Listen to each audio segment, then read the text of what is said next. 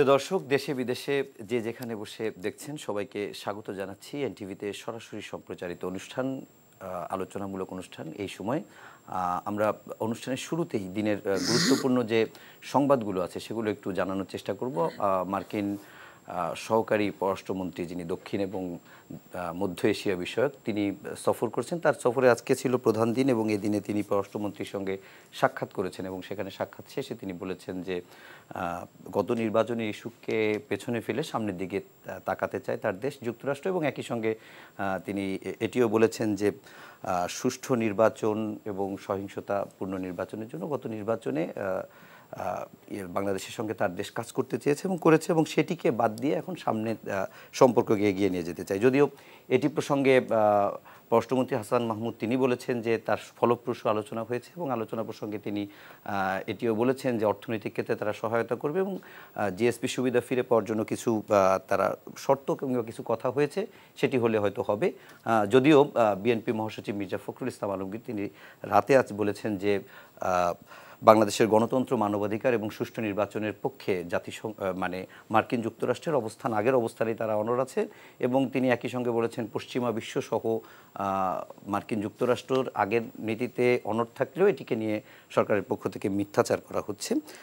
এর বাইরে মার্কিন পররাষ্ট্রমন্ত্রী তিনি সাক্ষাৎ করেছেন পরিবেশ ও জলবায়ু মন্ত্রী সাবের হোসেন চৌধুরীর সঙ্গে। এছাড়া আমরা দেখেছি যে দিনের শেষে বিকেলের দিকে তিনি নারী ক্রিকেটারদের সঙ্গে খেলাধুলায় অংশ নিয়েছেন। এটি একটি গুরুত্বপূর্ণ খবর। এর বাইরে প্রধানমন্ত্রী আজকে একটি আন্তর্জাতিক সংলাপে অংশ নিয়েছেন। সেই সংলাপে তিনি বলেছেন রোহিঙ্গা এবং ফিলিস্তিনি নারী এবং শিশুদের স্বাস্থ্যসেবা নিশ্চিত করতে জাতিসংঘ এবং আন্তর্জাতিক সম্প্রদায়ের প্রতি তিনি আহ্বান জানিয়েছেন। এর বাইরে আরেকটি খবর আমরা জানাবো যে রাজধানী এবং 22টি মহাসড়কে ব্যাটারি এবং যন্ত্রচালিত রিকশা এবং ভিআইপি হর্ন হুটার বাজানো নিষেধাজ্ঞা দেওয়া হয়েছে, এবং মফস্বলে মোটরসাইকেল যারা হেলমেট ছাড়া চালাবে তাদেরকে পেট্রোল পাম্পগুলোতে বা জ্বালানিতে যেখান থেকে নেওয়া হয় সেখান থেকে জ্বালানি না দেওয়ার জন্য সিদ্ধান্ত হয়েছে। সিদ্ধান্তগুলো আজ বনানীতে বিআরটিএ ভবনে হয়েছে। সড়ক পরিবহন এবং সেতুমন্ত্রী তিনি এটি জানিয়েছেন। এটি মূলত সড়ক পরিবহনের উপদেষ্টা পরিষদের প্রথম বৈঠক ছিল। এর বাইরে আরেকটি সংবাদ জানাবো যে মৃত্যুদণ্ডাদেশ চূড়ান্ত না হওয়া পর্যন্ত আসামিকে কন্ডেম সেলে রাখা যাবে না, যে একটি রায় দেওয়া হয়েছিল গত সোমবার, সেটি আজ স্থগিত করা হয়েছে। উপজেলা নির্বাচন নিয়ে তিনটি খবর দিব। প্রথম হচ্ছে বরিশাল 6 আসনের সংসদ সদস্য তিনি আজ নির্বাচন কমিশনে এসে দুঃখ প্রকাশ করেছেন তিনি প্রকাশ্যে ভোট দেওয়ার জন্য, এবং এর বাইরে গাজীপুরের শ্রীপুরে উপজেলা চেয়ারম্যান প্রার্থী মোহাম্মদ জামাল হোসেনের প্রার্থিতা বাতিল করেছে নির্বাচন কমিশন। তিনি হচ্ছে প্রাথমিক ও গণশিক্ষা প্রতিমন্ত্রী রুমানা আলীর ভাই, এবং দলীয় সিদ্ধান্ত অমান্য করে উপজেলা নির্বাচনে অংশ নেয় বিএনপি তাদের 52 নেতাদের বহিষ্কার করেছে। তো এই দিনের গুরুত্বপূর্ণ বিষয়গুলো নিয়ে আমরা আলোচনা করব, এবং এই সমস্ত বিষয় নিয়ে আলোচনা করার জন্য স্টুডিওতে আমাদের সঙ্গে উপস্থিত হয়েছেন আমাদের সাথে আওয়ামী লীগের ত্রাণ ও সমাজ কল্যাণ বিষয়ক সম্পাদক আমিনুল ইসলাম আমিন, এবং যুক্ত হয়েছেন সিনিয়র সাংবাদিক এম এ আজিজ। আপনাদের দুজনকেই স্বাগত জানাচ্ছি আজকের আমাদের এই আয়োজনে, এবং আমাদের সুযোগ পেলে আমরা যুক্ত হব জাহাঙ্গীরনগর বিশ্ববিদ্যালয়ের আন্তর্জাতিক সম্পর্ক বিভাগের অধ্যাপক, আন্তর্জাতিক সম্পর্ক বিশ্লেষক অধ্যাপক ডক্টর শাহাব এনাম খানের সঙ্গে। তো আমি শুরুতেই আমিন ভাইয়ের কাছে যেতে চাই। একটি বড় ভূমিকা দিলাম, তারপরে আলোচনায় আসতে চাচ্ছি। সেটি হচ্ছে ডোনাল্ড লুশ যে ঢাকা সফরের মূল দিন আজকে ছিল বলা যায়। এই দিনে পররাষ্ট্রমন্ত্রীর সঙ্গে কথা হয়েছে, আমরা সারাদিন এটি নিয়ে আলোচনাও করেছি, সংবাদও দেখেছি। আমি আপনার কাছে জানতে চাবো যে পেছনে ফেলে মার্কিন যুক্তরাষ্ট্র এগিয়ে যেতে চায় বলতে কি তারা বাণিজ্যিক সম্পর্ক, যেটি আগেই গত সফরে আমরা দেখেছি যে বাণিজ্য সম্পর্ককে তারা এগিয়ে নিতে চায়, এর পাশাপাশি রাজনৈতিক ক্ষেত্রেও কি সরকারের সাথে কোনো একটা এক মেরুতে মিলিত হয়েছে কিনা, বা আপনি তার এই মন্তব্যকেই বা কীভাবে মূল্যায়ন করবেন? একই সঙ্গে এটিও জানতে চাবো বিএনপি যেটি বলেছে যে তারা আপনাদেরকে ইঙ্গিত করে বলেছে সরকার এটা নিয়ে মিথ্যাচার করছে, মূলত মার্কিন যুক্তরাষ্ট্র এবং পশ্চিমা দেশগুলো তাদের আগের নীতিতেই অটল আছে। আপনার মতামত? শুভেচ্ছা আপনাকে, বিজ্ঞ আলোচক, সিনিয়র সাংবাদিক আজিজ ভাই এবং সম্মানিত দর্শক সবাইকে সালাম জানাচ্ছি।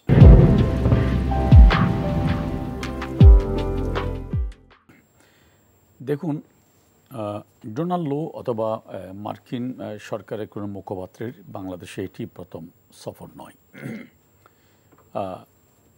সবসময় তারা রেগুলার বেসিসে আসেন, এবং যে বর্তমানে যে গ্লোবাল ওয়ার্ল্ড, সেখানে এই সফর অথবা এই সম্পর্ক উন্নয়ন একটা স্বাভাবিক ঘটনা। আর তাছাড়া বর্তমান জিও পলিটিক্সে বাংলাদেশ এমন একটি গুরুত্বপূর্ণ জায়গায় অবস্থান করছে, সেখানে যত শক্তিধর রাষ্ট্র হোক না কেন বাংলাদেশকে উপেক্ষা করার মতো জায়গার কারণে, হ্যাঁ, সে জায়গায় আমাদের ভৌগোলিক অবস্থানটা যেমন বাস্তবতা, ঠিক একইভাবে সেখানে বা মাননীয় প্রধানমন্ত্রী বঙ্গবন্ধু কন্যার নেতৃত্বের দূরদর্শিতা, দৃঢ়চেতা মানসিকতা এবং বিশ্বজুড়ে সন্ত্রাস দমনের ক্ষেত্রে তার দুঃসাহসিক অভিযান, কোনো দেশকে নিজের মাতৃভূমির 1 ইঞ্চি জমিও সন্ত্রাসী কর্মকাণ্ডে ব্যবহার করতে না দেওয়া এবং জলবায়ু পরিবর্তনে নিজের ভয়েসকে আন্তর্জাতিক অঙ্গনে খুব উচ্চকিত করা, এই সবগুলো কিন্তু একটা কারণ। এইসব কারণেই আপনার নির্বাচনের আগে কি হয়েছিল বা কি হয়নি সেই বিতর্কে আমি যেতেও চাই না, বরঞ্চ বাস্তবতাটা কি সেটা যদি আমরা দেখি যে নির্বাচনের পরপরই আমেরিকান প্রেসিডেন্ট জো বাইডেন মাননীয় প্রধানমন্ত্রীকে চিঠি লিখে তাকে অভিনন্দন জানিয়েছেন এবং তিনি আরও ঘনিষ্ঠভাবে বাংলাদেশের সাথে কাজ করার আগ্রহ ব্যক্ত করেছেন। এখন এই আগ্রহ ব্যক্ত করার পরে ডোনাল্ড লুর সফর অথবা তার সফরকে কেন্দ্র করে বিএনপির মহাসচিব জনাব মির্জা ফখরুল ইসলাম আলমগীর যেটি বলছেন যে এই সফর নিয়ে আওয়ামী লীগ মিথ্যাচার করছে। দেখুন, তো এখন আমরা তো বলিনি কিছু কথা তো ডোনাল্ড লু নিজেই বলেছেন এবং তিনি বলেছেন we don't want to back, we want to see forward, look forward. তাহলে এই কথাটা কি আমার অথবা এটি আওয়ামী লীগের নেতার বা হাসান মাহমুদের অথবা Awami League general secretary? No, এটা তো ডোনাল্ড লুর। তাহলে এখন আমি জানি না জনাব ফখরুল ইসলাম আলমগীর সাহেব যেটি বলেছেন এটি কানে কানে তাকে বলেছেন কিনা। এখন কানে কানে যদি বলে থাকে সেটা আসলে রাজনীতিতে আলোচ্য বিষয় হতে পারে কিনা। হ্যাঁ, তো আর আপনি বলছেন যে এই সফরটা কী নিয়ে হতে পারে। আমি শুরুতে বলেছি যে যখন আমেরিকান প্রেসিডেন্ট আমিন ভাই, একটু আমি আপনাকে ধরাই দিই আমি কেন বললাম যে সফরটা নিয়ে, যেহেতু উনি আরেকটি সফরই করেছিল নির্বাচনের আগে, এটি নির্বাচনের পরে, যদিও এর আগে আরেকটি প্রতিনিধি দল এসেছিল, কিন্তু তিনি যেহেতু এই অঞ্চলের সংশ্লিষ্ট মন্ত্রী, যে কারণে জানতে চাচ্ছি যে আসলে সফরটা শুধুই বাণিজ্যিক। না, আমি সেটাই আসছি। অবশ্যই এটা জানতে চাওয়া আপনার মতো সারা দেশের মানুষের কৌতূহল, এবং একই সাথে আন্তর্জাতিক পলিটিক্স নিয়ে যারা খোঁজ খবর রাখেন তারাও তো এটা নিয়ে ওয়াকিবহাল এবং এটা নিয়ে কনসার্ন। সো এটা তো জানতে চাওয়াটা স্বাভাবিক। এখন আমি যেটা মনে করি, সম্পর্কটা কি, সম্পর্ক এগিয়ে নিয়ে যাওয়া মানে শুধু বাণিজ্য না, শুধু রাজনীতি না, সব কিছু মিলিয়ে সম্পর্কটা হয়। হ্যাঁ, তো ডেফিনেটলি এখানে সব কিছু মিলিয়ে সম্পর্কটা আগাবে। শুধু এটা সুনির্দিষ্ট একটা বিষয় না। আর যদি সুনির্দিষ্ট বিষয় হতো তাহলে তো নিশ্চয়ই ডোনাল্ড এই কথাটা বলতেন না যে আমরা অতীতের দিকে ফিরে তাকাতে চাই না, আমরা সম্পর্ক সামনের দিকে এগিয়ে নিয়ে যেতে চাই। সেখানে মাননীয় পররাষ্ট্রমন্ত্রীর সাথে তিনি কথা বলেছেন এবং সেখানে তিনি নিজের থেকে বলেছেন যে আমরা বাংলাদেশকে জিএসপি সুবিধা ফেরত দিতে চাই। তাহলে ওরা মানে বাংলাদেশকে কনভিন্স করার জন্য, যেহেতু আমি আগেই বলেছি যে বাংলাদেশের মাননীয় প্রধানমন্ত্রীর নেতৃত্ব, দূরদর্শিতা এবং তার সামগ্রিক যেটা দৃঢ়চেতা, বর্তমান যেটা অনেকে তাকে আয়রন লিডারশিপ হিসাবে বা আয়রন লেডি হিসাবে ট্রিট করছেন, এইসব মিলিয়েই আমেরিকা কেন আপনি রাশিয়ার কথা বলেন, অথবা আপনি দেখুন বর্তমান বিশ্বে কিন্তু আমেরিকা এবং চীনের সাথে কি সম্পর্ক কিন্তু অহিনকুল সম্পর্ক। সেই জায়গাতেও আপনি দেখতে পাবেন চায়নাও কিন্তু মরিয়া হয়ে উঠেছে বাংলাদেশের সাথে সম্পর্কটা বিল্ড আপ করার জন্য। এই সব কিছুর পেছনে কিন্তু শুধু ভূ রাজনীতি আছে তা না, এখানে কিন্তু মাননীয় প্রধানমন্ত্রী বঙ্গবন্ধু কন্যার নেতৃত্বটা অনেক বড় একটা বিষয়। সুতরাং আমি মনে করি বরঞ্চ বিএনপির এই বক্তব্য, যদিও বা বিএনপি প্রতিদিনই বলে যে আমরা কারো উপর নির্ভর করতে চাই না, আমরা কারো মুখের দিকে তাকিয়ে আন্দোলন করতে চাই না, কিন্তু আজকে ডোনাল্ড লুর বক্তব্যকে কন্ডেম করে তারা যেটি বলেছে যে এটি আওয়ামী লীগের মিথ্যাচার, এই বক্তব্যের মধ্য দিয়ে আমার মনে হয় যে বিএনপি যদি একটু খেয়াল করেন, বিএনপি নেতৃত্বের দেউলিয়াপনা আবারও কিন্তু জাতির সামনে পরিস্ফুটিত হলো। এবং আসলে দলটি কতটুকু দেউলিয়া হয়ে গেছিল আপনার নিশ্চয় মনে আছে, 28 অক্টোবরের পরে আমরা দেখেছি একজন বাঙালি বংশোদ্ভূত মিয়ান আরাফ, তাকে জো বাইডেনের প্রতিনিধি বানিয়ে তার অফিসে নিয়ে বাংলাদেশের উপর স্যাংশন আসছে এরকম জুজুর ভয় দেখানো হয়েছিল। অর্থাৎ যখন মানুষ মানে সাগরে ডুবে যায় তখন যেমন খড়কুটো ধরে বাঁচতে চায়, বিএনপি এখন আমার মনে হয় সেই মানসিকতা থেকে বেরিয়ে আসতে পারেনি। না পারার কারণে ডোনাল্ড লু নিজে কথা বলার পরও তারা বলছেন যে এটা আওয়ামী লীগ মিথ্যাচার করছে। আচ্ছা, এই ব্যাপারে একটু এটি তাদের দৈন্যতার বহিঃপ্রকাশ ছাড়া আর কিছু। এই বিষয়ে একটু আজিজ ভাইয়ের কাছেও একটু জানতে চাই। আজিজ ভাইয়ের কাছে এই একই বিষয়ে একটু ভিন্নভাবে জানতে চাই। সেটি হচ্ছে যেটি আমি মাঝে আমিন ভাইকে প্রশ্নেও বলেছিলাম যে যে কি অবস্থান মার্কিন যুক্তরাষ্ট্রের নির্বাচনের আগে ছিল, আমি আপনার কাছে জানতে চাই তার আজকের বক্তব্য এবং নির্বাচনের আগের বক্তব্যের ভিতরে আপনার কাছে মনে হয় কিনা যে তার মার্কিন যুক্তরাষ্ট্রের অবস্থান বাংলাদেশ ইস্যুতে নমনীয় বা পরিবর্তন হয়েছে কিনা, এক। এবং দুই নম্বর হচ্ছে যে যেটি আমিন ভাই বলেছে যে কানে কানে তাকে বলে দিয়ে গেছে কিনা, কিংবা আমি যদি এভাবে না বলে যদি বলি যে এটাই বিএনপি মহাসচিব তার রাজনৈতিক স্ট্যান্ড হিসেবে এই কথা বলছেন, নাকি তারও এই কথা বলার পেছনে আজকে ডোনাল্ডুর যে বক্তব্য সেই বক্তব্যের সাথে কোনোভাবে লিঙ্ক আপ আপনি করতে পারবেন কিনা? ধন্যবাদ আপনাকে। তার বক্তব্যর কথা যদি বলি, ইলেকশনের সময়ে বা আগ মুহূর্তে এবং এখন বক্তব্যের পার্থক্য আছে। তবে পরাশক্তিগুলা আমাদের দেশে সাবকন্টিনেন্টকে এখন চীন এবং ভারতও কিন্তু পরাশক্তি হয়ে উঠছে। পরাশক্তিগুলার কিন্তু পলিটিক্যাল লিডার যা বলে সেটাই কিন্তু রাষ্ট্রের সিদ্ধান্ত নয় অনেক সময়। যেমন ধরেন ডিপ্লোমেসিতে বলাই হয়, ডিপ্লোম্যাটরা যেটা বলে তার ভিতরে আরেক কথা থাকে। এখন ধরেন আমি যদি এটা রেফারেন্সটা নিই, প্রথমে আপনার 13ই এপ্রিল যুক্তরাষ্ট্র সদর দপ্তর থেকে বলা হলো মানবাধিকার, বাংলাদেশের মানবাধিকার ইস্যুতে যে প্রতিবেদনটা দেয়া হলো সেখানে একটা প্যারা কিন্তু বলা হয়েছে যে বাংলাদেশের নাগরিকের হাতে নিরপেক্ষ নির্বাচনের মাধ্যমে ক্ষমতা পরিবর্তনের কোনো ক্ষমতা নাই। দ্বিতীয়ত, যেটা আমিন ভাইও বলেছে, গত 4 ফেব্রুয়ারি প্রেসিডেন্ট বাইডেন আমাদের প্রধানমন্ত্রীকে ফরমাল চিঠি দিয়েছিলেন। সেখানে তিনি বলেছেন যে সম্পর্ক উন্নয়ন করতে চায়, একসাথে কাজ করতে চায়, ইত্যাদি ইত্যাদি বলার পরে দুটো জিনিস আমার কাছে স্ট্রাইকিং। এক, ইন্দো প্যাসিফিক রিজনে এবং বিশ্ব শান্তিতে আমরা একসাথে কাজ করতে চাই। এখানেই আমার প্রশ্ন, ইন্দো প্যাসিফিক রিজনে চীন সর্বাগ্রে ব্রিক্স করেছে, সেখানে বাংলাদেশ কিন্তু সদস্য হতে চেয়েছে, কিন্তু লাস্ট বৈঠকে ভারতের পক্ষ থেকে আমার মনে হয় ওই সময়ে আমেরিকাকে সন্তুষ্ট করার জন্যই হোক আর যে কারণেই হোক জিডিপির লেভেল এবং এর কয়েকটা শর্ত হতো যে এরকম না হলে জিডিপি লেভেল যদি কমফোর্টেবল না হয়, আরও কী যেন বলছে, তাহলে তাদেরকে মেম্বার করা যাবে না। এর থেকে বাংলাদেশ কিন্তু আউট হয়ে যায়, মেম্বারশিপ পায় নাই। এখন আমার প্রশ্ন হলো, আমি এটা লেখাও লিখেছি এবং তার এটা এখনও আপনি যদি যুগান্তরে টান দেন ভাসবে অনলাইনে, সংক্ষেপে শুনি, যে ভূ রাজনীতির ফাঁদে বাংলাদেশ। আচ্ছা, অর্থাৎ নির্বাচনের শুরুর আগেই লিখছিলাম, অনেক আগে। অর্থাৎ মানে ফাঁদে আমরা সুবিধায় নাই, সুবিধায় নাই, এখনো সুবিধায় নেই। ভূ রাজনীতিতে অনেকের জন্য সুবিধা আমরা এখনো হ্যান্ডেল করে যাচ্ছি, বাট যে কোনো মুহূর্তে ঝামেলা পড়ে যেতে পারি। কারণ হচ্ছে যে ইন্দো প্যাসিফিক রিজনে আপনার আমেরিকা সার্ভে করেছে, সার্ভে করে বলছে পৃথিবীর যত ভূমি আছে, ভূল্যান্ড ল্যান্ড আছে, এই ল্যান্ডের 25% হচ্ছে ইন্দো প্যাসিফিক রিজনে। এবং এখানে যে সম্পদ আছে, পৃথিবীর যত সম্পদ আছে ভবিষ্যতে সম্পদ হবে 60%, এবং জনশক্তি আছে 64% ওয়ার্কেবল জনশক্তি। আগামী দিনে এই অঞ্চলটাই হবে অর্থনীতি এবং ভরকেন্দ্র।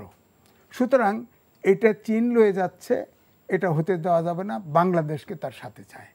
এখন প্রশ্ন হচ্ছে, আমেরিকা যে আগে ছাত্র জীবনেও দেখেছি সারা পৃথিবীতে ব্রিটেনের পরেই কিন্তু আমেরিকা একক আধিপত্য ছিল। এখন কিন্তু ছোট দেশও কিন্তু অনেকেই মানে না, যেমন বাংলাদেশও অনেক সময় এটা আমরা চ্যালেঞ্জ করি, তাই না? যেমন ভারতকে চ্যালেঞ্জ করে মালদ্বীপ। সেটা কি, আমি একটু আপনার ইন্টারাপ্ট করি এই বিষয়ে, একটু আপনার কাছ থেকে আরও একটু আমি ভেতরে ঢুকে জানতে চাই। তার মানে এটি কি আপনি মার্কিন যুক্তরাষ্ট্রের স্বাভাবিক পলিসি যদি আমি বলি, তাহলে আপনাকে কন্ট্রোল না করে আপনাকে কনভিন্স করার চেষ্টা করছে, যদি এইভাবে আমি দেখি, যেটি নির্বাচনের আগে কন্ট্রোলের ভাষা ছিল, নির্বাচনের পরে যদি আমি এটাকে কনভিন্সের ভাষা বলি, তাহলে তার অবস্থানের এই যে পরিবর্তনটা, সেটি কি তার ব্যর্থতা না আমার সফলতা? না, বিষয়টা হচ্ছে যে এখন পর্যন্ত উইন উইন সিচুয়েশন, আচ্ছা, অর্থাৎ নেগোসিয়েশন পর্যায়েই আছে, এটা আমার কাছে মনে হয়। কারণ আমেরিকা কোনো অবস্থাতেই বাংলাদেশকে চীনের সাথে দিতে চায় না। আর যেহেতু ভারতের সাথে চীনের সাপে নেউলে সম্পর্ক, এই রিজন থেকে ইমার্জিং টাইগার হিসেবে বাংলাদেশকে চীন কখনো হারাতে চায় না। এই জায়গাটা আমাদের অবস্থান এখন। এই জন্যেই বলা হয় যে ভূ রাজনীতি এখানে আছে। ভূ রাজনীতি মূলত ইন্দো প্যাসিফিক রিজনের অঞ্চল নিয়ে। এখানে বাংলাদেশকে চীনও চায়, বাংলাদেশকে আমেরিকাও চায়। আমাদের যেহেতু ফরেন পলিসি হচ্ছে বঙ্গবন্ধুর, যে সবার সাথে বন্ধুত্ব, কারোর সাথে শত্রু না, আমরা এখনো এই জায়গায় স্ট্যান্ড করে আছি। এবং এই ইন্দো প্যাসিফিক রিজনের সময়ে যখন এই টানাটানি চলছে, তখন কিন্তু বাংলাদেশ কিন্তু একটা আলাদা থিওরি কিন্তু উত্থাপন করেছিল ওইভাবেই, এই আমাদের ফরেন পলিসির আলোকেই। ওইটা এখনো কিন্তু চূড়ান্ত হয় নাই, এটা ঝুলছে। এখন প্রশ্ন হলো যে যখন আমেরিকার, বিশেষ করে আপনি খেয়াল করে দেখেন, এই নিক্সন টিক্সন যতই দেখেন, ওখানে ফরেন মিনিস্ট্রিতে সেক্রেটারি তো মন্ত্রী বলে, এদের যারা কাজ করে তারা অল আর ডিপ্লোম্যাটিক ওয়ার্ক করে। তো এখন তারা কিন্তু স্টেট, ওদের যে পররাষ্ট্র দপ্তর যে ব্রিফিং দেয়, ব্রিফিংটা হচ্ছে সরকারের পলিসি ব্রিফিংটা। আর জো বাইডেন যখন ফর্মাল চিঠি দিছে, দ্যাট ইজ দ্যাট স্ট্যান্ড। কারণ এটা ব্ল্যাক অ্যান্ড হোয়াইট চিঠি দিছে ফর্মাল, এটা তাদের স্ট্যান্ড। সুতরাং এখান থেকে লু যখন আসছে, উদাহরণ একটা দেই, লু পাকিস্তানে গেছে যে ওখানে সম্পর্ক জোরদার করবে, আর আমেরিকার সম্পর্ক আগাগোড়া তো পাকিস্তানের সাথে ভালো ছিলই। এখন আমরা স্বাধীন হয়ে যাওয়ার পরে পাকিস্তান দুর্বল হয়ে গেছে, এখন এই সাবকন্টিনেন্টে চীনের রাইভেল হিসেবে ভারতের সাথে সম্পর্ক। মানে এটা মোটা দাগে হচ্ছে একটা কথা শেষ করি, দেখেন যখন পাকিস্তানে গেছে ইমরান খান প্রধানমন্ত্রী থাকার সময়, ইমরান খান কিন্তু ওপেন বলেছে যে সে লু আমাকে ফেলে দিছে। আচ্ছা, লু আমাকে অর্থাৎ গেছে কিন্তু সম্পর্ক করতে, মানে সম্পর্ক উন্নয়ন, কিন্তু ফেলে দিছে। তো এই জন্যে আমি বলবো, হয়তো আমাদের দেশে সেটা হয়তো সহজে সম্ভব না, সেটা আলাদা কথা, কিন্তু এরা যে কোন উদ্দেশ্যে আছে, এরা পরাশক্তি, তাদের ইন্টারেস্টের বাইরে আমাদের খালি দিয়ে যাবে তা হবে না। তারা তাদের ইন্টারেস্টটা প্রোটেক্ট করে সম্পর্ক রক্ষার্থে, অর্থাৎ এক্সপ্লয়েট করার জন্যে যতটুকু সম্ভব সম্পর্ক রেখেই করতে চায়। কারণ এখন বিশ্ব কিন্তু আগের মতো নাই। 60-70 দুইটা পোল ছিল, একটা সমাজতান্ত্রিক, একটা ধনতান্ত্রিক। এখন কিন্তু তা নাই। এখন দেখেন রাশিয়ার সাথে আমরা তো সমাজতান্ত্রিক না, আমাদের সাথে সম্পর্ক আছে। চীনের সাথে আমাদের সম্পর্ক আছে, ভারতের সাথে উগ্র মৌলবাদী তাদের সাথেও সম্পর্ক আছে। তো অর্থাৎ এখন কিন্তু এইটা নাই। এখন হচ্ছে যে পরাশক্তিগুলো যেখানে তাদের সুবিধা, অর্থাৎ শোষণ করার, যেমন ইসরায়েলে, প্যালেস্টাইনে সারা বিশ্ব খেপে গেছে না, তার দেশ সহ খেপে গেছে। তো তারপরে ওখানে অস্ত্র বিক্রি করতেছে, এবং ওদের আপনার কি ইন্টেলিজেন্স সারা বিশ্বে ছড়াই দিয়ে কাজ করে আমেরিকা। সুতরাং এই পরাশক্তিগুলোর কিন্তু মুখের কথা আমার কাছে বিশ্বাসযোগ্য। বুঝছি যে পরাশক্তি বা যে কোনো ডিপ্লোমেসিতে মুখে যেটাই বলুক, দেখা যাচ্ছে ভিতরে অন্য আলোচনাও হতে পারে বা হয়, সেটি জানলাম এবং মানলাম। আমি একটু আমিন ভাইয়ের কাছে জানতে চাই, মির্জা ফখরুল ইসলাম আলমগীর আজকে যেমন রাতে যখন কথা বলেছে, তিনি যেমন এটি বলেছেন যে পশ্চিমা বিশ্ব তাদের মনোভাব পরিবর্তন করেনি, বরং সরকার মিথ্যাচার করছে, এবং পাশাপাশি লুয়ের সফর নিয়ে যেমন কথা বলেছে, ঠিক তেমনি তারা অন্য একটি প্রশ্ন তিনি তুলেছেন, সেটি হচ্ছে বাংলাদেশ ব্যাংকের রিজার্ভ আবারও চুরি হয়েছে কিনা, এটি তিনি জানতে চেয়েছেন। তো এটির কোনো প্রেক্ষাপট বা এ বিষয়ে আপনার কাছে কোনো উত্তর আছে কিনা, পাশাপাশি আজিজ ভাইয়ের কোনো বক্তব্য প্রসঙ্গে? বাংলাদেশ ব্যাংকের রিজার্ভ চুরি হয়নি, এ বিষয় নিয়ে বাংলাদেশ ব্যাংক খুব স্পষ্ট করে এটা জাতিকে জানিয়ে দিয়েছে। তো সুতরাং আমি জনাব মির্জা ফখরুল ইসলাম আলমগীর সাহেব যদি বাংলাদেশ ব্যাংকের মুখপাত্রের বিবৃতি দেখতেন, তাহলে এই প্রশ্নটি তিনি করতেন না। কিন্তু তার উপর তিনি প্রশ্ন করেছেন এই কারণেই যে আসলে তারা সব কিছুতে একটা ধোঁয়াশা তৈরি করতে চায়, তারা সোজা পথে হাঁটতে চায় না। আজিজ ভাই যে কথাগুলো বলেছেন, দ্যাট ইজ ট্রু, যে ডিপ্লোমেসি সাচ এ থিং এখানে আপনি মুখে যেটা বলছেন সেটাকে আপনি ধরে আগাতে পারবেন না। আবার একই সাথে আসবে যে কথাটি বলেছেন যে পরাশক্তিগুলো নিজেদের স্বার্থের বাইরে যায় না। আচ্ছা, পরাশক্তি কেন? আমি যদি একবার আমার পরিবারে আসি, তো আমার সন্তান কেন আমাকে বাপ ডাকে? তাকেও যদি আমি ঠিকমতো এন্টারটেন না করি, একদিন সে আমার উপর বিরক্ত হবে। কথায় বলে না কাঁদলে মাও নাকি দুধ দেয় না।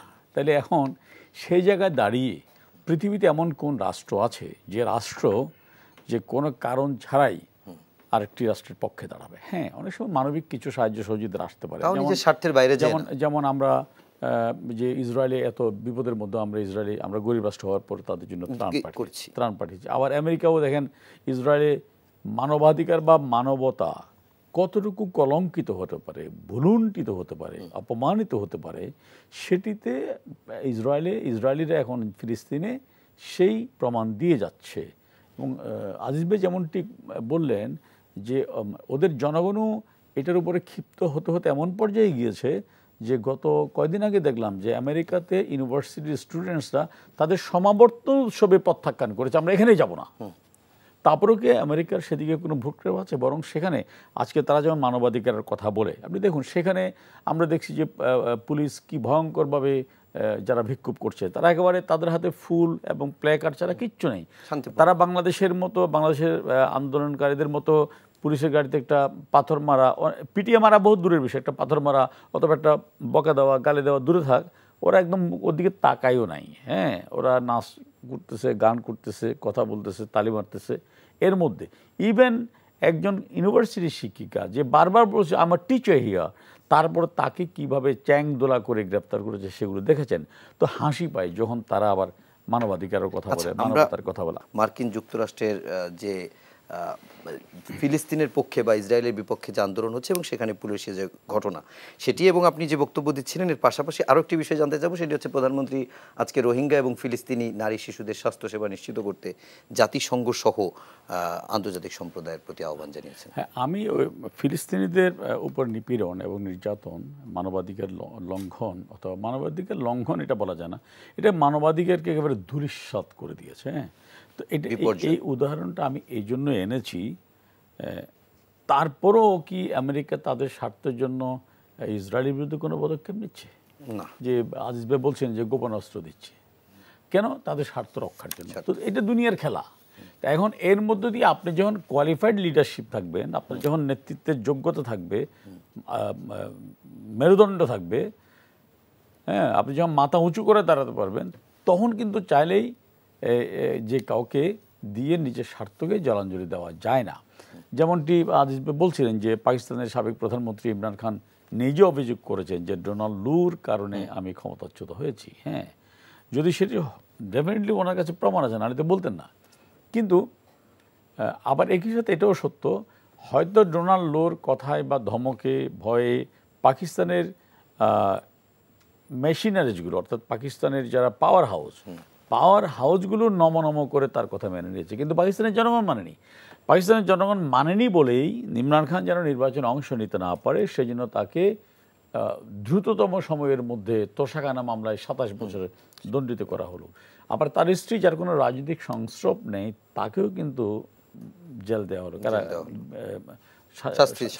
সাজা দেওয়া হলো। এবং তার দল যেন অংশ নিতে না পারে সেই জন্য তার দলের প্রতীক বাতিল করা হলো।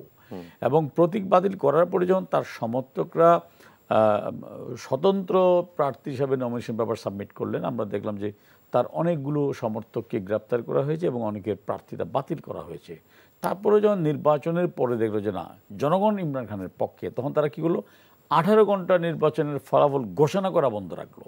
তারপরেও কিন্তু ইমরান খানের এজ এ দল হিসাবে একক সংখ্যাগরিষ্ঠতা তাকে ঠেকাতে পারেনি। কিন্তু ওই যে বলছিলাম যে ক্ষমতার কেন্দ্রবিন্দু যারা লালায়িত, যাদের মেরুদণ্ড নেই, যারা পা চাটতে অভ্যস্ত, তারা কি করলো, তারা সব জনগণের বিরুদ্ধে গিয়ে সবাই একটা ঐক্যবদ্ধ হয়ে আমেরিকার পা চেটে তাদের পছন্দ যেটা সেটা করলো।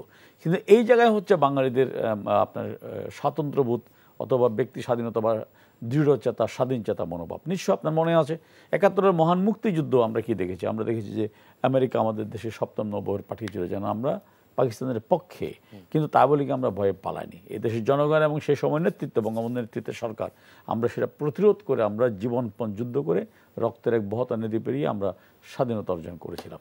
এটি হচ্ছে নেতৃত্ব দরকার। আপনার নেতৃত্ব যদি থাকে তাহলে যে যতই প্রেশার দিক না কেন, হ্যাঁ ফাঁদে ফেলতে সবাই চায়, কিন্তু আপনি যখন ভালো খেলোয়াড় হবেন, দেখুন মেসি অথবা রোনালদোর পায়ে যখন বল যায় তা কিন্তু 4-5 জন ঘিরে ফেলে কেন, সে যেন তাদেরকে ডস দিয়ে গোল করতে না পারে। কিন্তু যখনই সে 4-5 জনকে ডস দিয়ে গোল করে তখনই সে মেসি হয়, তখন সে রোনালদো হয়, তখন সে ম্যারাডোনা হয়, পেলে হয়, তাই না? তো এখন আমি মনে করি রাজনৈতিক নেতৃত্ব যদি সেরকম পারঙ্গম হয়, দৃঢ়চেতা হয়, জনগণের উপর নির্ভরশীল হয়, জনগণের শক্তিতে বলিয়ান হয়, তখন তাদেরকে ডস দিতে পারে না। আর এই জায়গায় আবারও আমি বিএনপি নেতৃবৃন্দকে বলতে চাই যে এটি মানে এই সময়ে আবার তারা প্রমাণ করলো যে আমেরিকা আমাদের পক্ষে আছে, আমেরিকা আমাদের বসাবে না। হয় তারা কি কারণে, এটা যদি এমন হতো যে ডোনাল্ড লো কোনো কমেন্টস করেনি, এমন যদি হতো যে আমরা বলেছি যে ডোনাল্ড লো বা আমেরিকা আমাদের সাথে আগের কথা বাদ দিয়ে সম্পর্ক এগিয়ে নিয়ে যেতে চায়, তাহলে আমরা বলতে পারতাম ইয়েস আমরা তার কথাকে মিসলিড করছি জাতির কাছে। কিন্তু এটা তো ডোনাল্ড লোর বক্তব্য, তাহলে আমি ধরে নেব কোনটা? অবশ্যই আমি যেটা শুনছি সেটা ধরে নেব। আবার আমি অ্যাজ এ স্টেটম্যান বা লিডার আমি নেতিবাচক কিছু যেন না হয় সেজন্য আমি অ্যালার্ট থাকবো, সেটা লিডারশিপ। ওকে, আমি একটু আজিজ ভাইয়ের কাছে আরেকটি বিষয় জানতে চাই। ডোনাল্ড লু আজ যখন পররাষ্ট্রমন্ত্রীর সঙ্গে দেখা করেছেন, পরে যেমন উনি বক্তব্য দিয়েছেন ঠিক তেমনি পররাষ্ট্রমন্ত্রীও কথা বলেছেন। তো পররাষ্ট্রমন্ত্রী তিনি বলেছেন যে 1 নম্বর যে ডোনাল্ড লুর সঙ্গে আলোচনা ফলপ্রসূ হয়েছে, এবং 2 নম্বর বলেছে দেশের অর্থনীতিকে শক্তিশালী করতে মার্কিন যুক্তরাষ্ট্র বাংলাদেশকে সহায়তা করতে চায়।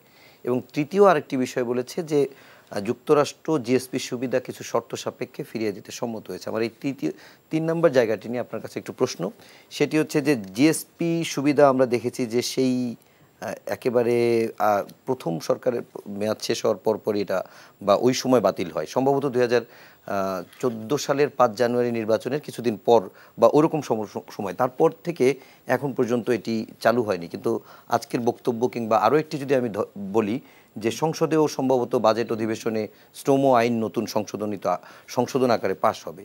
তো এগুলো কি সবই আসলে জিএসপি ফেরত পাওয়ার ক্ষেত্রে কাজে দিবে, নাকি এটি শুধুমাত্র শর্ত আলোচনা সম্মত আলোচনার ভিতরে থাকবে? দেখেন আপনার প্রত্যাশা। জিএসপিটা দুইটা ভাবে আমি বলবো। হ্যাঁ, একটা হলো জিএসপি হলো অনুন্নত দেশের জন্য আমেরিকায় সুযোগটা প্রবর্তন করেছিল, আমরাও সেটা পেয়েছি। আমরা যেহেতু আমরা উন্নয়ন তো দেশে চলে যাব, 26-এর ভিতরে অফিসিয়ালি চলে যাব উন্নয়নশীল চলে যদি যাই তাহলে কিন্তু জিএসপি সুবিধা নাও পেতে পারি। আবার আমরা এখন যেমন বিভিন্ন বিশ্ব ব্যাংক, আইএমএফ, এডিবি লোন পাই, এই লোনগুলো কিন্তু খুব কনসেশন রেটে পাই। কিন্তু আমরা যখন উন্নয়নশীল দেশে চলে যাব তখন কিন্তু লোনের মাত্রা বাড়বে। তো এগুলো তো অন্য ইস্যু, এটা অন্য ব্যাপার। এখন ধরেন জিএসপি কোনো শর্ত সাপেক্ষে, এখন সেই শর্ত তো আর আমরা জানি না। তবে জিএসপিতে আমি যেটা বাহ্যিকভাবে জানি যে আমরা যদি অনুন্নত থাকি তাহলে জিএসপির জন্য আমরা নেগোশিয়েট বরাবরই করতে পারবো। কিন্তু উন্নত দেশ হয়ে যায় তাহলে কিন্তু জিএসপির ক্ষেত্রে বার্গেনিং করা আমাদের জন্য কিন্তু মানে অবস্থান আমাদের দুর্বল হবে। আবার আমরা যেমন আমরা লোন চাই, এখন আমরা চাই যে সফট লোন, এই লোন বলি না, কিন্তু আমরা যখন উন্নত দেশে চলে যাব তখন আমাদের সুবিধা করে গেল না, অনেক কিছুই পাবো না, অনেক কিছুই পাবো না। তো এটা তো সেটেল, হ্যাঁ, এটা অনেকটা প্রণোদনামূলক প্যাকেজ। হ্যাঁ, এটা তো আমাদের হাতে নেই, কিছু করার নেই। তো এখন ডোনাল্ড লু তো এখানে সিদ্ধান্ত দিয়ে যেতে পারবে না, যে কোনো ইস্যু আলোচনা হবে। আর ডিপ্লোম্যাট বা রাষ্ট্র টু রাষ্ট্র যখন আলোচনা হয়, আলোচনা যদি পর্যালোচনা ফেলও করে তাও কিন্তু বলে যে সব ফলপ্রসূ আলোচনা চলবে। এটা হলো ডিপ্লোম্যাটিক ভাষা। তো আমরা আপাতত ডোনাল্ড লুতে কোনো কমিটমেন্ট আমরা পাই নেই। আমরা এই যে উন্নয়ন সহযোগী হিসাবে আমাদের যে হেল্প করবে এটাতে আমরা আশ্বস্ত হয়েছি বটে। এটা তো তারা তো ওই রাজা শাসিত দেশ, সমাজতান্ত্রিক দেশ, তার পক্ষে যে তাকে সেই করবে। তবে এটা ঠিক যে আমেরিকার ডাইরেক্ট ইনভেস্টমেন্ট 1 নম্বর। আপনার প্রবাসী আয় আমেরিকার থেকে আমরা 1 হয়ে গেছিলাম একবার, 2-3-এ আসি। রোহিঙ্গাদের টাকা দেয় আমেরিকা সবচেয়ে বেশি বেশি ডাইরেক্ট ইনভেস্টমেন্ট তো বেশি আছেই। সুতরাং তারপরে ধরেন আমরা অনেক রকম আমরা নিরাপত্তা সহযোগিতাও কিন্তু পাই। হ্যাঁ, তবে র্যাব ইস্যুতে যেমন র্যাবের ব্যাপারেও কথা হয়েছে, কিন্তু বলছে এটা না, এটা একটু দীর্ঘস্থায়ী প্রসেস, তাদের সিস্টেম আছে তো। যদি এটা অভিযোগ গেলে সেটিও যেমন এস্টাবলিশ হতে সময় নেয়, শেষ হতে শুনানি থাকে, অনেকই থাকে। সুতরাং এগুলো হচ্ছে কি, আমি এই জন্যই বলছি যে সামগ্রিক বিষয়টা আমার ধারণা যে সামগ্রিক নির্বাচন উত্তর পরিস্থিতি, নাইলে এই যে আমাদের সুশীল সমাজের সাথে কথা বলার কি প্রয়োজন তার বলেন, তাদের সাথে তো বৈঠক করেছে, সেখানে সব ইস্যুই তো আলোচনা হয়েছে, এবং সুশীল সমাজের পক্ষ তো এও বলছে যে চীনের কথা উঠছে যে চীন টাকা দেয় আপনারাও টাকা দেন, এরকম বলছে তো, জোকেগুলি বলছে অনেকে, হাসাহাসি হয়েছে অনেক। তো যাই হোক, আমার বক্তব্য হচ্ছে যে সে আসলে এই যে সুশীল সমাজ নাগরিক সমাজের সাথে যে কথা বলছে এতে, এবং আপনার যুক্তরাষ্ট্রের পররাষ্ট্র দপ্তর থেকে কিন্তু ঘোষণা দিয়ে বলা হয়েছে যে বিএনপি সহ বিরোধী দলের কোনো রাজনৈতিক দলের সাথে কোনো কথা ডোনাল্ড রু বলবে না, বলে নাই। এখানে কথা বলছে সরকারের আওয়ামী লীগের সাথে বলে নাই, সরকারের সাথে কথা বলছে। আওয়ামী লীগ কিংবা বিএনপি কোনো দলের সাথে কোনো কথা বলে নাই, কিন্তু নাগরিক সমাজ সুধী সমাজের সাথে কিন্তু কথা বলছে পরিবেশ জানার জন্য। অর্থাৎ সামগ্রিক বিষয়ে আমার ধারণা, কনক্লুশন এইটাই যে ডোনাল্ড রু আসলে সামগ্রিক সিচুয়েশনটা বুঝতে চেয়েছে। এক, তাদের স্বার্থ সংশ্লিষ্ট ব্যাপারটা কি হতে পারে, অগ্রগতি কি হতে পারে, এবং চীনের সাথে আমেরিকার যে দ্বন্দ্ব, সেখানে চীন থেকে বাংলাদেশকে মানে আমেরিকা কতটুকু কাছে পেতে পারে, এইসব বিষয়গুলো আমার মনে হয় সে এইটা পর্যবেক্ষণ করার জন্যেই এসছে, এবং এটা করে হয়তো রিপোর্ট করবে, রিপোর্ট করার পরে আমেরিকা সিদ্ধান্ত নেবে। কারণ ডোনাল্ড রু তো একটা সে সহকারী পররাষ্ট্রমন্ত্রী, তিনি তো আর ডিসিশন দিয়ে যেতে পারবেন না, ও দেশের ডিসিশন নাই সিনেট কংগ্রেস, ওই ডিসিশন জানাতে পারবেন। হ্যাঁ, উনি জানাতে পারবেন, উনি জানাবেন, তবে ওনার জানানোটা অনেক ডিপেন্ডেবল হবে। এই হ্যাঁ, আমি ঠিক কাছাকাছি একটা বিষয় আমিন ভাইয়ের কাছেও জানতে চাই, সেটি হচ্ছে যে মার্কিন সহকারী পররাষ্ট্রমন্ত্রী ডোনাল্ড রু উনি বলছেন একদিকে যে বাংলাদেশের সঙ্গে অতীত এই গত নির্বাচনীগুলো বাদ দিয়ে সামনের দিকে এগিয়ে যেতে চায় এবং কাজ করতে চায়। আবার আমরা দেখছি যে র্যাবের উপর নিষেধাজ্ঞা কিংবা জিএসপি সুবিধা ফিরে পাওয়া, এটা কোনোটা এখনো হচ্ছে না। তো এটি সাংঘর্ষিক নাকি এটি ইতিবাচক দিকে অগ্রসর হচ্ছে বলে মনে হয়? আমি মনে করি স্পষ্টত এটা ইতিবাচক একটা দিক।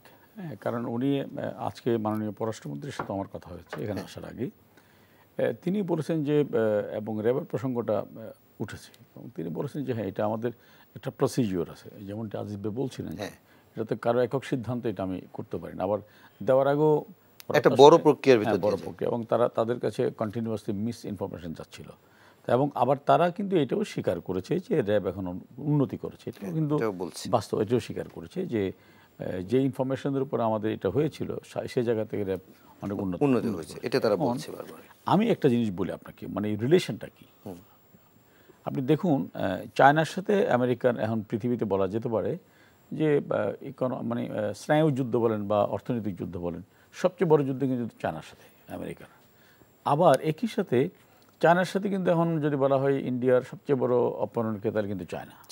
হ্যাঁ, কিন্তু মজার বিষয় দেখেন, এখানে অর্থনীতির বিষয়টা যদি আপনি অ্যানালাইসিস করেন, আপনি দেখবেন অদ্ভুত এক পরম্পরা। সেটা কি, যে এত রাজনৈতিক শত্রুতা, এত এনিমিটি, যেখানে ব্লিংকেন বলছেন যে চায়না আমাদের নির্বাচনে প্রভাব বিস্তারের চেষ্টা করছে, কিন্তু তাই বলে চাইনিজরা কিন্তু, আমেরিকানরা কিন্তু চায়না থেকে তাদের ইম্পোর্ট বন্ধ করেনি, ব্যবসা বন্ধ করেনি, বলি ছোট হয়নি।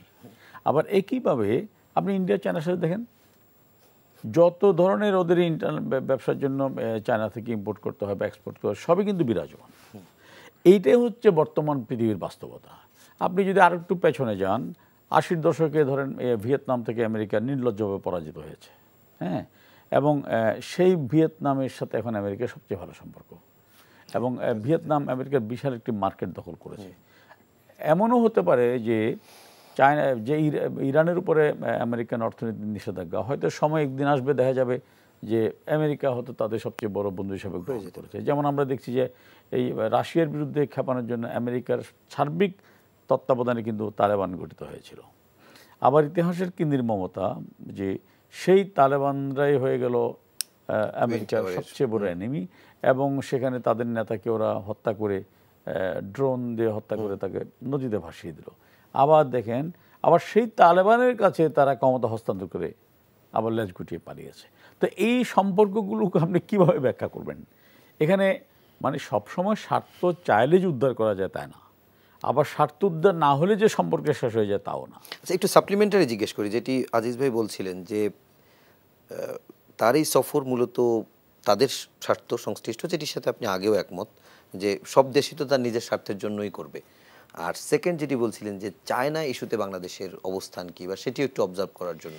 এখানে দেখেন আমাদের সম্পর্কটা, আমাদের অবস্থানটা কি, এটা তো আজিজ ভাই একটু হিন্স দিয়েছেন। তিনি বলেছেন যে আমাদের পররাষ্ট্রনীতিটা হচ্ছে বঙ্গবন্ধুর প্রতিপাদ্য বিষয়, যে সবার সঙ্গে বন্ধুত্ব, কারোর সাথে শত্রুতা নয়। আমরা যদি কোনো বহিঃশক্তি অথবা পরাশক্তিকে ভয় পেতাম তাহলে আমরা ব্রিক্সে যেতে চাইলাম কেন? অথবা আমরা বঙ্গবন্ধু যখন বাংলাদেশে ছিলেন তাহলে আমরা তখন জোট নিরপেক্ষ সম্মেলনে গেলাম কেন? ইভেন তখন আমাদের সাথে ইন্ডিয়া এবং রাশিয়ার এত ভালো সম্পর্ক, তো এত কিছুর পরে আমরা আবার ওআইসিতে ইসলামিক সম্মেলনে গেলাম কেন? তো আমরা এখন সেই জায়গায় আছি। তো সুতরাং এখানে আমরা মনে করি যে আমাদের কার সাথে কী সম্পর্কে কে কতটুকু মাইন্ড করলো সেটা আমাদের কাছে বিবেচ্য বিষয় না। আমাদের কাছে বিবেচ্য বিষয় যে আমাদের জনগণের নিরাপত্তা, জনগণের ভালো, দেশের ভবিষ্যতের ভালো যেখান থেকে পাবো আমরা সেই জায়গাটা নিশ্চিত করে দেশকে এগিয়ে নিয়ে যাব এবং আমাদের সমাজকে এগিয়ে নিয়ে যাব। আমাদের পরবর্তী প্রজন্মের জন্য আমরা একটা দৃষ্টান্ত রেখে যাব। যে বঙ্গবন্ধু বলেছিলেন যে স্বাধীনতা ব্যর্থ হয়ে যাবে যদি অর্থনৈতিক স্বাধীনতা নিশ্চিত না হয়, সেইটা নিশ্চিত করার লক্ষ্যে আমরা কাজ করে যাচ্ছি। ওকে, আমি একটু প্রসঙ্গটা একটু পরিবর্তন করতে চাই। আমরা ডোনাল্ড লুর সফর নিয়ে যেমন কথা বলছিলাম, আমরা দেশের ভেতরে কয়েকটি সংবাদ নিয়ে একটু ছোট্ট করে আলোচনা করব। তার ভিতরে আজকে হাইকোর্টের একটি রায় সংক্রান্তে বলবো যে মৃত্যুদণ্ডাদেশ চূড়ান্ত না হওয়া পর্যন্ত আসামিকে কন্ডেম সেলে বন্দী রাখা যাবে না। হাইকোর্টের যে এরকম একটি রায় এসেছিল গত পরশুদিন সোমবার, সেটি 25শে আগস্ট পর্যন্ত স্থগিত করেছে বিচারপতি এনায়েতুর রহিমের বেঞ্চ। তো এবং সেটি নিয়ে কিছু কথাও হয়েছে। তো আমি আপনার কাছে একটু জানতে চাই যে এই রায়টিও বা কেন দেওয়া হলো, আবার সেটির পরে কেন স্থগিত আবার হলো, প্রেক্ষাপট। আপনি কি কোর্টে গিয়ে আমাদের দ্বারা মাপ চাইতে? না না না, ওই ধরনের কিছু বলতে বলছি না। না না না, আমি এই রায়টার প্রেক্ষাপটটা একটু জানতে চাই। রায়পোর্ট ব্যাপারটা হলো হাইকোর্ট রায় দিলে চেম্বার জজ এটা স্টে করতে পারে, ফুল বেঞ্চে রেফারও করতে পারে, এটা তার ক্ষমতা বলে, এটা করছে। তবে ব্যক্তিগত আমার ওপিনিয়ন এটা আমি বলতে পারি, আমি ঢাকা সেন্ট্রাল জেলে 1 বছর ছিলাম। আচ্ছা, যে ধরনের অমানবিক ব্যবহার করা হয় অকল্পনীয়। আমি যখন ওইখানের একটা হাসপাতাল আছে ওখানে যখন ছিলাম, তার পাশে ছিল পাগলাগারদ আছে না, হ্যাঁ, শীতের কনকনে শীতে তাদের উলঙ্গ করে ড্রেনে নামায় দেওয়া হতো শীতের ভিতরে, এবং তাদের গা মোছার কোনো স্কোপ নাই, ওইভাবেই উলঙ্গ করে ছেলে নিয়ে যাওয়া হতো। কন্ডেম সেলটা বোঝা যেত না, একটু দূরে ছিল। কন্ডেম সেল তো খুব ছোট, তাই না? এখন আমাদের দেশে হচ্ছে কি, আমাদের সব জায়গায় কিন্তু দেখেন না অনেক কিছু হয়ে যায়, কিন্তু বিচার বিভাগে বিচারপতি বাড়ানো হয় না, বিচারক বাড়ানো হয় না। এই জায়গা দারুণ অনীহা। আপনার প্রশাসনে প্রমোশন দিয়ে দিয়া ওএসডি করে ফেলা রাখছে, পদ নাই, কিন্তু আপনি বিচারক নিয়োগ নাই। যার ফলে আমরা বলি বিচার কি বিচারহীনতা, আমি বলি তা না, বিচার করার সক্ষমতার অভাব আমাদের। ইনফ্রাস্ট্রাকচার নাই, কোর্ট কাছারি নাই, বিচারক নাই। তো এখন একটা লোক যখন ফাঁসির লোয়ার কোর্ট নিম্ন আদালত থেকে ফাঁসির আদেশ হয়, সাথে সাথে তাকে কন্ডেম সেলে ভরা হয়। এটা কিন্তু আইন নাই যে তাকে কন্ডেম সেলে নিতে হবে। আচ্ছা, কিন্তু দেওয়া হয়, রাখা হয়। এবং এইটা জজ কোর্ট, হাইকোর্ট, রিভিশন মিলে কমপক্ষে 10 বছর উপরে 20 বছর পর্যন্ত লাগে একটা লোক অন্ধকার জগতে জীবিত অবস্থায় থাকা। হ্যাঁ, এটা একটা কল্পনা করে দেখেন, কল্পনা করেন জেলখানার সেলে থাকাই মানুষের কঠিন। তারপরে যখন কন্ডেম ছেলে থাকে ছোট্ট একটা ফুটো, আপনি একা একা ভাবা যায় না এই এই এই 10 বছর 15 বছর সে নিশ্চিত জানে যে তার ফাঁসি বাঁচতেও পারে নাও পারে। সুতরাং আমি ব্যক্তিগত এই জন্যে মডার্ন বিশ্বে কিন্তু এখন ফাঁসি উঠে গেছে, কারণ তারা মনে করে যে না, ফাঁসির চাইতে যাবজ্জীবন শাস্তি বেশি, কারণ হচ্ছে শেষ বেঁচে থেকে থেকে শাস্তি ভোগ করে, আর ফাঁসি দিলেন ফাঁসি ওই মুহূর্তে শেষ, কারণ তাদের তো আমাদের মতো একটা কেস 10-15 বছর ঝোলে না, তারা ফাঁসির আদেশ হলে খুব শর্টকাট ফাঁসি হয়ে যায়। তো এই সব জায়গায় এইটা, এবং ফাঁসিটাকে অমানবিক মনে করে। তা আমার ব্যক্তিগত ওপিনিয়নটা হচ্ছে যে যারা এই ধরেন পাগল হিসেবে নিয়ে যাওয়া হয়েছে, তাদের সাথে এই ধরনের অমানবিক জেলখানায় রেখে আচরণ করা, আমি যেটা চোখে দেখছি, এবং কন্ডেম ছেলে যে 10 বছর একটি গুহার ভিতরে আটকায় রাখা, এটা একদমই মানে এর উপরে অমানবিক হতে পারে না। সুতরাং এটা অবশ্যই বিবেচনায় আনা উচিত। ওকে, আমি এই ব্যাপারে আপনার কাছে এক লাইনেই শুনতে চাই, সেটি হচ্ছে যদি আপনি বলতে চান, সেটি হচ্ছে যে এটি প্রসঙ্গে আজকে যখন সরকারের পক্ষ থেকে যখন এটি আপিল করা হয় এবং তার পরিপ্রেক্ষিতে এটি 25শে আগস্ট পর্যন্ত স্থগিত করা হয়, এবং তখন সরকার পক্ষ থেকে যারা এই আবেদনটি করেছে তাদের বক্তব্যটি এরকম ছিল যে জামাতের যে নেতারা রয়েছে যুদ্ধাপরাধী ইস্যুতে তারা ফাঁসির দণ্ডপ্রাপ্ত, যাদের আদালতে উচ্চতর আদালতে আপিল করছে, মূলত তাদের সুবিধা দেওয়ার জন্যই এর আগে এরকম একটি রায়ের জন্য আপিল করা হয়েছিল, এরকম একটি বক্তব্য এসছে সরকারি পক্ষের আইনজীবীর বক্তব্য থেকে। হ্যাঁ, দেখুন, আমি তো আইনজীবীও নই আর বিচারপতিও নই। আর আজিজ ভাই যেমনটি বলছিলেন যে আদালতের একটা নির্দেশের উপর আমি মনে করি যে আমাদের কথা বলার কোনো সুযোগ নেই। হ্যাঁ, তবে কোনো ব্যক্তিকে সুবিধা দেওয়ার জন্য যেমন রিট করা কতটুকু যুক্তিসঙ্গত জানি না, আবার একইভাবে আজিজ ভাই যেভাবে বললেন যে কাউকে শাস্তি দেওয়া মানে এভাবে তিল তিল করে হত্যা করা বা দিকে নিয়ে যাওয়া, এটাও কতটুকু মানবিক, এগুলো ভাবনার বিষয় আছে। আজকে সড়ক পরিবহন উপদেষ্টা পরিষদের প্রথম সভা ছিল, যেখানে আমি আগেই শুরুতেই বলেছিলাম যে দুটি সিদ্ধান্ত হয়েছে। এই সিদ্ধান্তের পাশাপাশি ব্যাকডোরে আরেকটু ঘটনা আছে, সেটি হচ্ছে আমরা যখনই দেখি যে সড়ক পরিবহন এবং সেতু মন্ত্রীর সঙ্গে এই সড়ক বিভাগের বৈঠকগুলো হয়, আমরা আওয়ামী লীগ সাধারণ সম্পাদক তিনি ওবায়দুল কাদের, তিনি দলের ভিতরেও যেমন অনেক বেশি ক্ষমতা কিংবা সম্মান রয়েছে, সেরকম দেশেও তার এক মন্ত্রণালয়ের জায়গা থেকেও রয়েছে, কিন্তু যখনই এই সড়ক পরিবহন নেতাদের সঙ্গে বসেন তখন ওনাকেও ক্ষেত্র বিশেষে অসহায় মনে হয়। এবং উনি আজকেও ফিটনেসবিহীন গাড়ি নিয়ে কথা বলেছেন এবং এই সড়কের শৃঙ্খলা নিয়ে কথা বলেছেন, এবং সেখানে তার বিপক্ষে যে আমরা দেখেছি যে আওয়ামী লীগের সভাপতিমণ্ডলীর সদস্য, যদিও এটি আওয়ামী লীগ হিসাবে না, এটা শ্রমিক নেতা হিসাবে শাহজাহান খান, তিনি এবং এনায়েতুর রহমান, যিনি পরিবহন মালিকদের সংগঠনের সাধারণ সম্পাদক, তারা বিপক্ষে যে কথা বলেছে। যদিও দুটি সিদ্ধান্ত হয়েছে, আপনার কাছে আমি জানতে চাই যে আমরা নিরাপদ সড়ক চেয়ে আন্দোলন দেখেছি, বিভিন্ন সময় দেখেছি, কিন্তু কেন যেন এই পরিবহন মালিকদের কাছে কিংবা এইখানটায় অসহায় হয়ে যায় মাঝে মাঝে সরকার? এটা আমি আসলে লম্বা একটা বিতর্ক, বাট আমি যেটা সহজে ছোট করে বলতে চাই, এটা হচ্ছে আমাদের দেশে কিছু নেতাদের মানুষের ক্ষতি হোক, কিন্তু আমি সস্তা কিছু কাজ করে মানে সাময়িক বাহবা নেওয়ার একটা অপচেষ্টা ছাড়া আমি কিছু মনে করি না। এই যে দুর্ঘটনা ঘটছে, আপনার মন্ত্রণালয়ে এই সিদ্ধান্তগুলো কেন নিয়েছে ব্যাটারি চালিত গাড়ি এবং ফিটনেসবিহীন গাড়ি? কারণ যেখানে আমি একটা মাইলেজ ঠিক করে দিয়েছি যে কত মাইল বেগে গাড়ি চলবে, সেখানে ব্যাটারি চালিত গাড়ি যদি একটা চলে দেন তো অ্যাক্সিডেন্ট অবধারিত, কারণ ব্যাটারি চালিত গাড়ি 20-30 কিলোমিটার বেশি উঠে না। হ্যাঁ, আর ফিটনেসবিহীন গাড়ির সংকট আরও বেশি।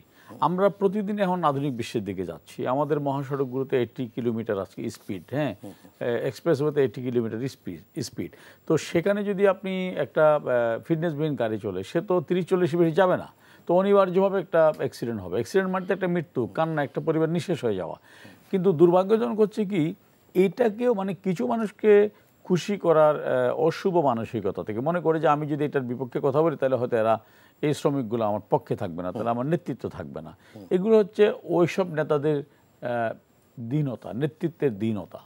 তো এগুলো থেকে যদি আমরা বেরিয়ে আসতে না পারি, এটা কিন্তু একটা চরম একটা রাজনৈতিক সিদ্ধান্ত। এবং একই সাথে যেই অ্যাক্সিডেন্ট যে ড্রাইভারটা করছে আলটিমেটলি সেও তো ক্ষতিগ্রস্ত হচ্ছে, তার পরিবারও তো ক্ষতিগ্রস্ত হচ্ছে। তাহলে সেও যদি মনে করে যে আমি ফিটনেসবিহীন গাড়ি চালাবো না, অথবা আমি হাই স্পিডের গাড়ি চালানোর সময় ডান লাইনে থাকবো নাকি বাম লাইনে থাকবে সেটা আমাকে জানতে হবে, বুঝতে হবে।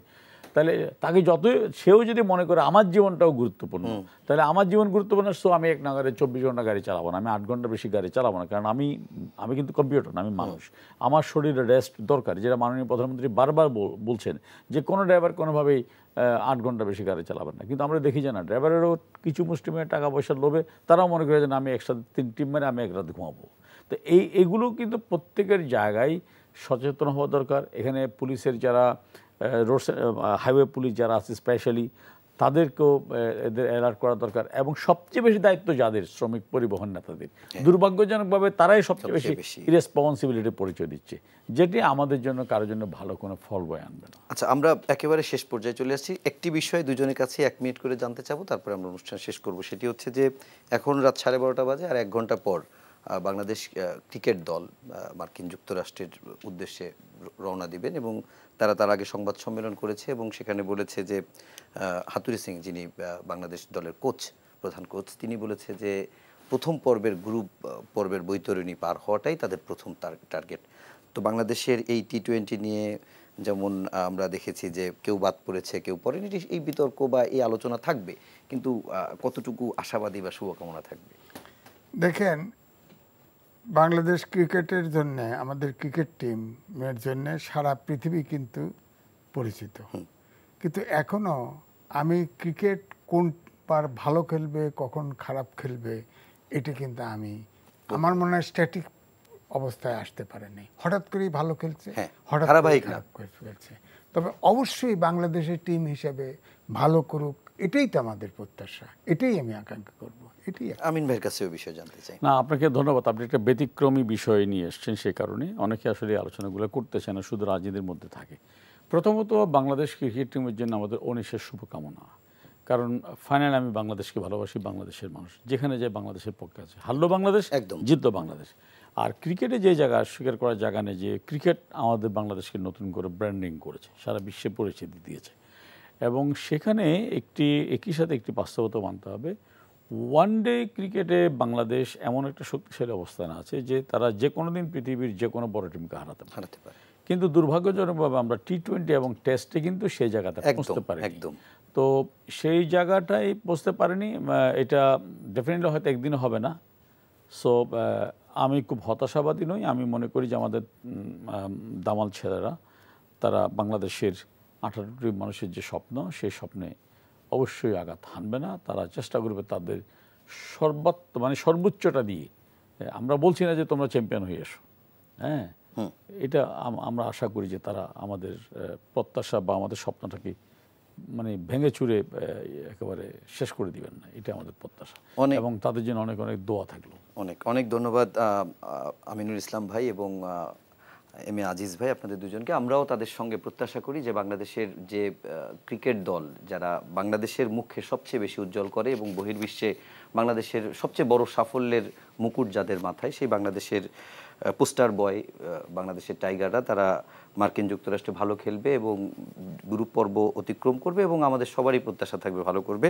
তাদের জন্য শুভকামনা থাকবে। সেই সাথে আরেকটি ছোট্ট খবর জানিয়ে আজকের আলোচনা শেষ করব। সেটি হচ্ছে যে এই রাতের পরেই, অর্থাৎ রাত পোহালে যে দিনটি, সেই দিনের রাতে, অর্থাৎ এই আগামী 16 তারিখে হোটেল প্যান প্যাসিফিক সোনারগাঁয়ে এনটিভি এবং এফবিসিসিআইয়ের যৌথ উদ্যোগে একটি খুবই বছরের সবচেয়ে একটি গুরুত্বপূর্ণ প্রোগ্রাম বলা যায়, বাজেটকে সামনে রেখে কেমন বাজেট চেয়ে অনুষ্ঠান, যেখানে আমরা অর্থ উপদেষ্টা, অর্থ প্রতিমন্ত্রী সহ দেশের অর্থনীতি অঙ্গনের সব নীতি নির্ধারকরা আসবেন এবং পাশাপাশি বিভিন্ন স্টুডিও থেকে, দেশের বিভিন্ন প্রান্ত থেকে তৃণমূলের মানুষ এবং ব্যবসায়ীরা, তারাও আলোচনায় অংশ নেবেন।